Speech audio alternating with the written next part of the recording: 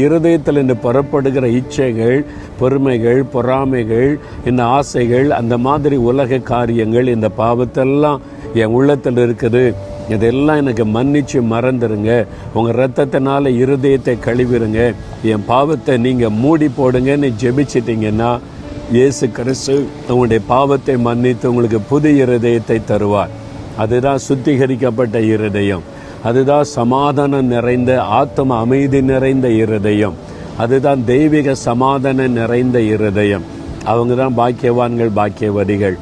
நீங்கள் பெற்றுக்கொண்டா ஆண்டவரை துதிங்க. இருவரை பெற்றுக்கொள்ளாவிட்டால் இருதயத்தில் கை வைத்து, இயேசுவே உங்களுடைய இரத்தத்தினால் என்னை கழுவுங்க, என் பாவத்தை மூடி போட்டுருங்க, எனக்கு பாவத்திலிருந்து விடுதலை கொடுங்க நீ ஜெபிங்க.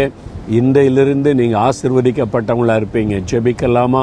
இயேசுவே, எனக்காக சிலுவையில் ரத்தம் சிந்தி என் பாவத்தெல்லாம் சுமந்து முடிச்சிட்டீங்க.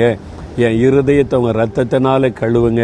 நான் செய்த எல்லா பாவம், என்னுடைய ஜென்ம பாவம், கர்ம பாவம், செய்த பாவம் எல்லாவற்றையும் உடைய ரத்தத்தினால கழுவி என்னை சுத்திகரித்து பாவத்தெல்லாம் மூடி போடுங்க.